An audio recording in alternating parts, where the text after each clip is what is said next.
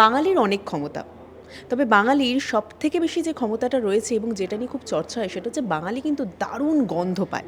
এই ঠিক যেরকম ধরুন পুজো পুজো গন্ধ, হ্যাঁ সেটাও বাঙালি পায়। তবে পুজোর গন্ধের পরই যে গন্ধটা বাঙালি একটু বেশি পায়, মানে দৈনন্দিন জীবনে তো তারা পেয়েই থাকে, সেটা হচ্ছে রহস্যের গন্ধ। আর ঠিক সেরকমভাবেই রহস্যের গন্ধে আমি যেখানে চলে এসেছি সেটা হচ্ছে একটা গোলকধাঁধা। সেই গোলকধাঁধায় ঢোকা মাত্রই যারা আমাকে এখান থেকে বার করতে পারবেন তারাই আমার সাথে রয়েছেন, অর্থাৎ পর্দার ব্যোমকেশ, এবং সাথে রয়েছেন অবশ্যই আমাদের সত্যবতী। নতুন করে পরিচিতি দেওয়ার দরকার নেই, আমাদের সাথে রয়েছেন গৌরবদা এবং শ্রুতি। ওয়েলকাম তোমাদের দুজনকেই। এবং রহস্যের গন্ধে কিন্তু আমিও ঢুকে পড়েছি এই জায়গাটায় আর কি, ব্যোমকেশ বক্সিতে তোমাদের প্রথমবারের জন্য সত্যবতী এবং দেখা যাচ্ছে হচ্ছে অবশ্যই ব্যোমকেশের চরিত্রে। এবং প্রথমেই জানাই যে গৌরব তো তোমার কাছে একটু বাদে আসছে, যেহেতু ব্যোমকেশ নিয়ে অনেকগুলো গল্প রয়েছে, তোমার কাছে প্রথমে আসি আর কি। সত্যবতীর চরিত্রে বলা হয় বিউটি উইথ ব্রেন, একদম পারফেক্ট কম্বিনেশন সেটাকে বলা হয়, সৌন্দর্যের সাথে সেরকম একটি বুদ্ধির আর কি পরিচয়। শ্রুতির সত্যবতীর চরিত্রটি যখন অফার এলো, সেটিকে না বলার তো কোনো কারণ অবশ্যই নেই, কিন্তু হ্যাঁ বলার পর কোন কোন চ্যালেঞ্জেসগুলো ফেস করতে হয়েছিল? হ্যাঁ বলার পর চ্যালেঞ্জেস সে অর্থে খুব একটা ফেস করতে হয়নি। তার কারণ হলো আমি জোর করে সত্যবতীকে একটা আনঅ্যাটেনেবল জিনিস বানিয়ে সেটাকে বেশি ভারী করে দিইনি।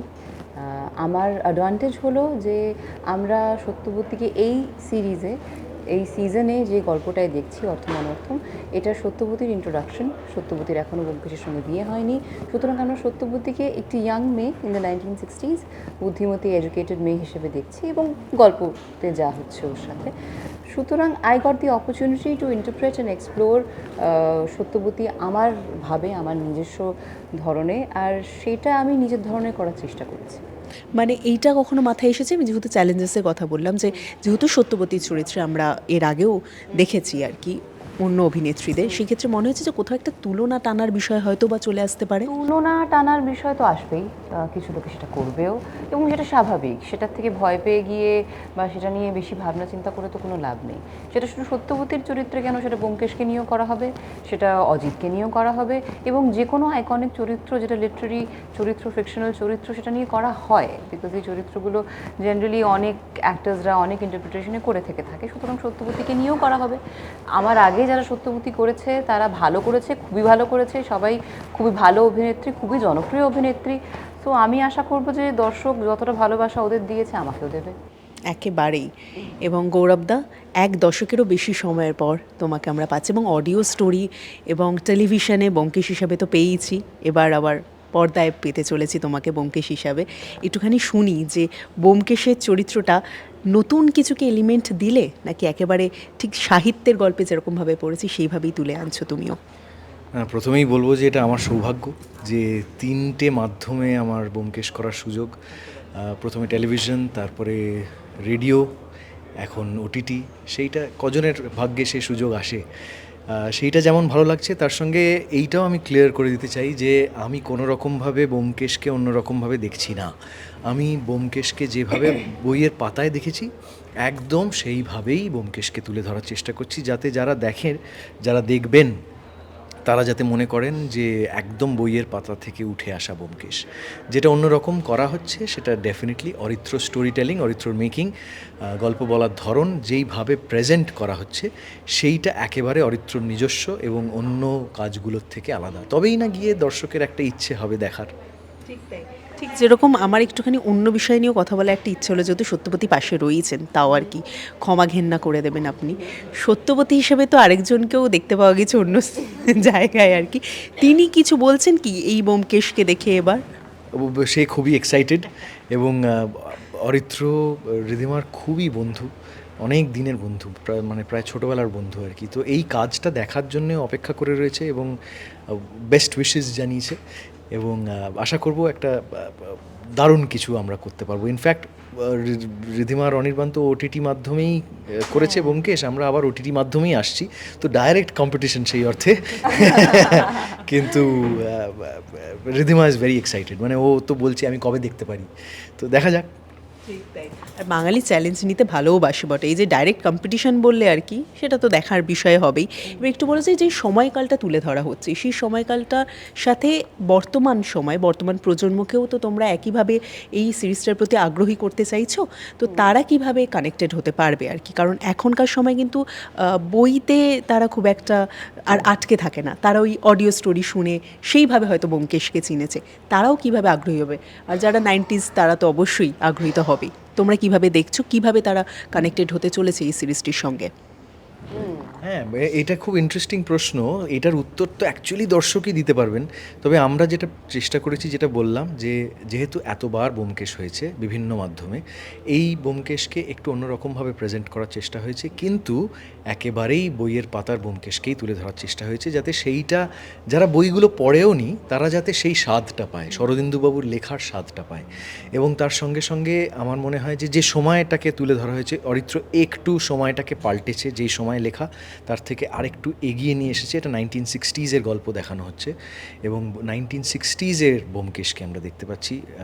তো সেইটা আমার মনে হয় যে যে কোনো পিরিয়ড প্রজেক্টের একটা অন্যরকম একটা চার্ম থাকে, সেটা পর্দায় দেখতে খুবই ভালো লাগে এবং সেই সময় কীরকম একটা টাইম মেশিনের মতো কাজ করে। সেই সময় আমরা সেই সময়কার কলকাতা, সেই সময়ের মানুষজন, সেই সময়ের রীতি রেওয়াজ, এইগুলো আমরা সেখানে দেখতে পারি এবং সেইটা আমি দর্শক হিসেবে তো খুব এনজয় করি। আশা করি দর্শক সেই সেই সেই ফিলটা, সেইটা পাবে খানিকটা এই কাছে, সেই স্বাদটা পাবে।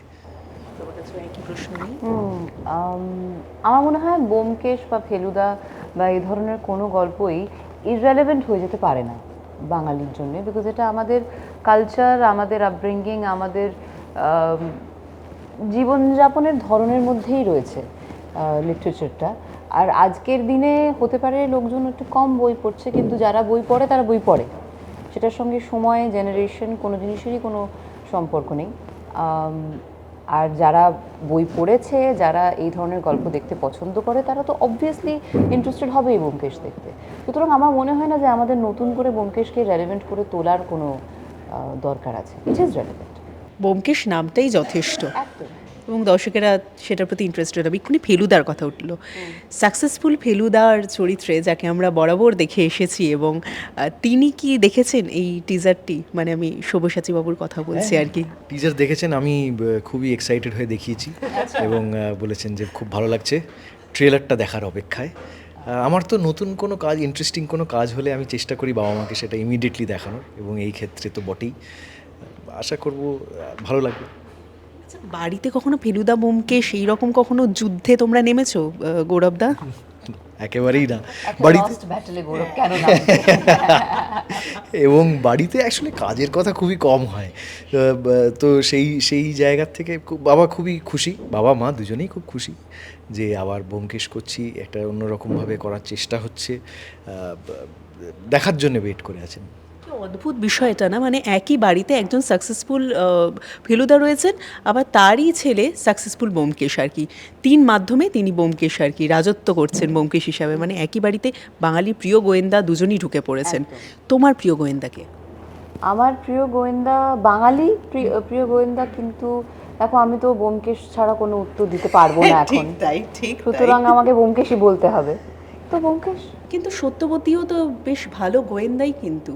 অবশ্যই, নালে এরকম একটা লোকের সাথে প্রেম করে বিয়ে করে? সেটা তো আস্তে আস্তে সিজন যত এগোতে থাকবে আমরা দেখতেই পাবো। যারা বইটি পড়েছে তারা আমরা অলরেডি জানি যদিও বা, কিন্তু দেখার মজা তো আরও একটা অন্যরকম আর কি। এবার যেহেতু একটা বিষয় রয়েছে, নিজেকে ইনভেস্টিগেটর বা ডিটেকটিভ বা প্রাইভেট আই হিসাবে একেবারেই ব্যোমকেশ পছন্দ করেন না শুনতে, বরঞ্চ সত্যান্বেষী কথাটি বলতেই তিনি বেশি পছন্দ করতেন।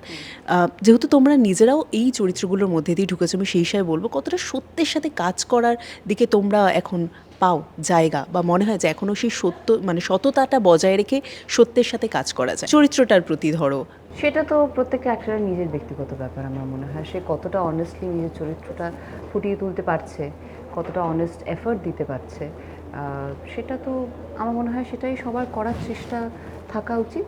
আমি করি, যে আমি যতটা অনেস্ট পোর্ট্রেয়াল ক্রিয়েট করতে পারি অন স্ক্রিন।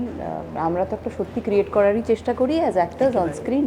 একটা ফিকশন যেটা অ্যাকচুয়ালি এক্সিস্ট করে না, সেটা আমরা একটা খেলনাবাটি টাইপের বিষয় করে লোকজনকে সবাইকে বিশ্বাস করাবো যে এটা আসল, এটাই আমরা করি। তো সেটা যতটা সত্যি আমরা ক্রিয়েট করতে পারবো ততটা সফল আমাদের কাজ হবে।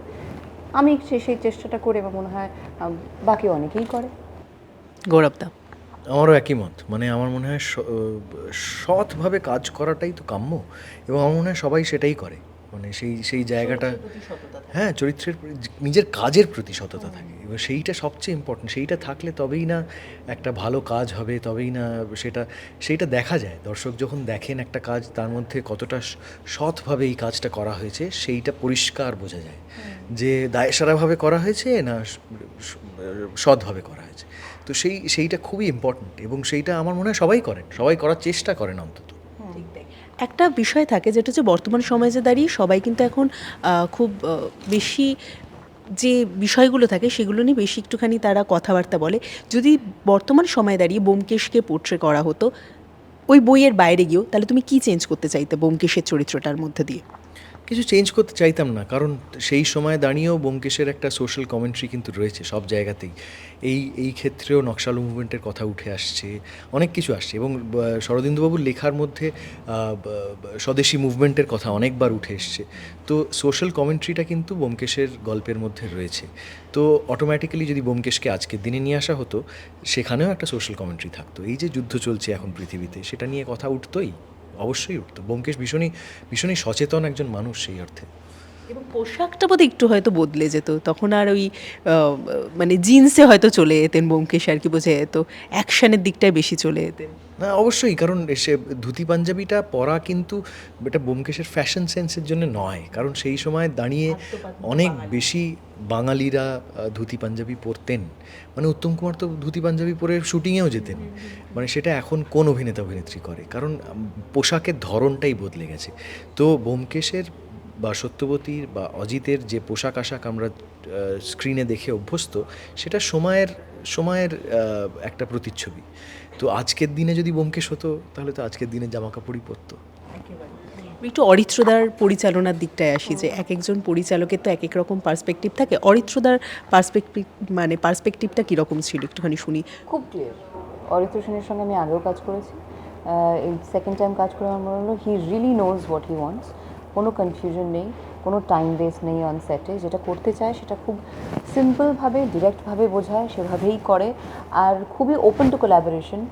আমার যদি কোনো কিছু বলার থাকে, কোনো বক্তব্য থাকে, কিছু আমি ইমপ্রভ করতে চাই, কিছু আমার মনে হয় চরিত্র এটা ঠিক নয়, এরকম করব না, এটা এভাবে করব, he is very open to discussion. আমি জুলির সময়ও এটা দেখেছি, এখনও দেখেছি। আমি ফোন করে বলি এটা এরমভাবে করব, বা টেক্সট করি, বা চলো একটা কোথাও কফি খেতে যাই, আড্ডা মারি। তাছাড়া Aritra is also friend of mind personally. তো সেই একটা কমফর্টের জায়গা থেকেই যায়, সুতরাং কোলাবোরেশনটাও বেটার হয়। আর ভেরি স্মার্ট ফিল্ম মেকার। গৌরবদা? শ্রুতি যা বললো আমারও একদম ডিটো। সে ভালো পরিচালক, সে জানে কি করতে চায়, সে মানে প্রতিটা জিনিস মানে অলসো আমার বন্ধু অনেক দিনের, এবং তার সঙ্গে সঙ্গে এই যে ওপেন টু কোলাবোরেশন যেটা বললো, এটা নিয়ে সত্যি কথা কম বলা হয়েছে। আমি এই ক্ষেত্রে ইউজুয়ালি আমি খুব একটা ক্রিয়েটিভলি ইনভলভ থাকি না আমার কাজগুলোর সঙ্গে, কিন্তু এই ক্ষেত্রে আমি থাকতে চেয়েছিলাম প্রথম থেকেই, এবং অরিত্র পরিচালক হিসেবে আমাকে সেই জায়গাটা দিয়েছিল। যেহেতু আমার চরিত্রের এবং গল্পগুলোর একটা আন্ডারস্ট্যান্ডিং রয়েছে, একটা করে আসার ফলে প্রত্যেকটা গল্প এই একটা যাকে সহজ বাংলায় বলে গুলে খাওয়া, তো সেইটা আমি ব্যবহার করতে চেয়েছিলাম এইবারে, যে ওই যে নলেজটা রয়েছে অ্যাবাউট দ্য চরিত্র, about the world of the চরিত্র, সেইটাকে আমি ব্যবহার করতে চেয়েছিলাম, এবং সেইটা অরিত্র ভীষণ ওপেন ছিল। এমনকি অনেকগুলো এরকম ডায়ালগ আছে যেগুলো বইতে রয়েছে, শরদিন্দুবাবুর লেখার, সবসময় তো হুবহু অ্যাডাপ্ট করা হয় না, কিন্তু কিছু কথা আমার মনে হয়েছিল যে হুবহু থাকার খুব প্রয়োজন, যে এই কথাটা না বললেই নয়। তো সেইটা আমি বারবারই অরিত্রকে বলেছি, এবং প্রত্যেকবার ও আমার সাজেশন নিয়েছে, ও সেটা অ্যালাউ করেছে, সেটা তার কৃতিত্ব। মানে সে ডিরেক্টর হিসেবে সেটা নাও করতে পারত, কিন্তু সেটা করেছে, এবং আমার ধারণা আমরা তো সকলেই চেয়েছি একটা ভালো কাজ হোক, we have all work towards that. একেবারেই শেষে চলে এসেছি, কারণ আমরা এবার অপেক্ষায় থাকবো ঠিক বাঙালির পয়লা বৈশাখের আগে তোমরা বাঙালিদের জন্য এই রকম একটা বাঙালি সিরিজ উপহার দিচ্ছ, সেটার অপেক্ষায় থাকবো। তবে বলবো, সত্যবতীর চরিত্রটা থেকে যদি তুমি কোনো কিছু গুণ বা কোনো কিছু যদি নিজের মধ্যে রাখতে চাইতে, তাহলে সেটা কী হতো? সত্যবতীর একটা বিরাট গুণ আমার মনে হয় she is a very balanced human being. একদিকে খুবই বুদ্ধিমতী, ডিটারমিন্ড, ফিয়ার্স, খুবই স্ট্রং, আরেকদিকে ততটাই কেয়ারিং, ততটাই সেন্সিটিভ, ততটাই ইমোশনাল। আর এই দুটো জিনিস যে কোএক্সিস্ট করতে পারে, সেটার একটা ব্যালেন্স আছে, সেটাও স্টেবল, সেটা একটা খুবই ভালো এক্সাম্পল সত্যবতী। সো সেই ব্যালেন্সটা যদি আমি পেতাম তাহলে ভালো হতো। এবং অবশ্যই ব্যোমকেশের কাছ থেকে আসা। ব্যোমকেশের পর্যবেক্ষণ ক্ষমতা, সে এইটা তো মানে তার বুদ্ধি, এইগুলো তো মানে বিরল। এইরকম কিছু যদি পাওয়া যেত, তার থেকে একটু চুরি করে নেওয়া যেত, তাহলে খুব ভালো হতো। যেহেতু তুমি বললেই পর্যবেক্ষণ ক্ষমতার কথা, তাহলে একটু সেটেই দেখা মানুষদের বিষয়ে আর কি জানতে চাই আর কি। শ্রুতি দাসের বিষয়ে কি বলতে চাইবে? পর্দার সত্যবতী। পর্দার সত্যবতী, পর্দার ব্যোমকেশের সঙ্গে 3টে দিন কাজ করেছে এই ক্ষেত্রে, তো তার ফলে খুবই মুশকিল এটা বলা। তবে হ্যাঁ, পরের সিজনে আরেকটু বেটার বলতে পারবো। তবে অত্যন্ত নিষ্ঠা নিয়ে কাজ করেছে এবং অত্যন্ত দক্ষ অভিনেত্রী হওয়ার ফলে মানে একটা দারুণ কাজ হয়েছে, এইটুকু আমি বলতে পারি, বাকিটা দর্শক বলবে। এবং যিনি মানে যার যে সখা ছাড়া আর কি ব্যোমকেশ অসম্পূর্ণ, সেই পর্দার অজিত। পর্দার অজিত ভীষণ ভালো মানুষ, ভীষণ ভালো মানুষ। ওর মতো ভালো মানুষ আমি খুবই কম দেখেছি। এবং তার যেটা আমি বারবারই বলছি, অর্ণ থিয়েটারের সুপারস্টার, কিন্তু কোনো ব্যাগেজ নিয়ে ঘোরে না কোথাও, যে আমি একটা কেউ, আমাকে একটা এইটা করতে হবে, আমাকে এই জায়গাটা দিতে, ওই কোনো ব্যাগেজই নেই। এত ভালো একজন মানুষ। এবং আমি অর্ণর সঙ্গে সহ অভিনেতা হিসেবে কাজ করেছি, ও পরিচালক, আমি অভিনেতা, সেইভাবেও কাজ করেছি। অত্যন্ত বুদ্ধিমান একটা, মানে এত পরিচালনার কাজ করে আমি এত ভালো লেগেছে ওর পরিচালনার কাজ। ওই ছবিটা এখনও রিলিজ করেনি, তবে যবে রিলিজ করবে আমার ধারণা সকলের ভালো লাগবে। Immensely talented human. এবং এত কিছু এলিমেন্টস পাওয়ার পর আমার তো অন্তত আর তর সইছে না, কারণ মাত্র আর কয়েকদিনের অপেক্ষা। 10ই এপ্রিল আড্ডা টাইমসে স্ট্রিম করছে। তোমরাই যদি তোমাদের দর্শকদেরকে একটুখানি জানিয়ে দাও এবং আমন্ত্রণ পাঠাও আর কি তাদের। 10ই এপ্রিল আড্ডা টাইমসে আসছে ব্যোমকেশ বক্সী। যদি সাবস্ক্রাইব না করা থাকে সাবস্ক্রাইব করুন। আর দেখতে থাকুন, সকলকে বলুন দেখতে, এবং অবশ্যই আমাদেরকে জানাবেন কেমন লাগলো। পয়লা বৈশাখ কাটুক আমাদের সঙ্গে। আমার আর নতুন করে বলার কোনো অপেক্ষা রাখে না। পয়লা বৈশাখের দিন অবশ্যই আপনারা নজর রাখছেন আড্ডা টাইমসে। আর এই আড্ডাটি কেমন লাগলো সেটাও জানাতে অবশ্যই ভুলবেন না। এরকম আরও আড্ডা দেখার জন্য অবশ্যই নজর রাখুন আমাদের চ্যানেলে।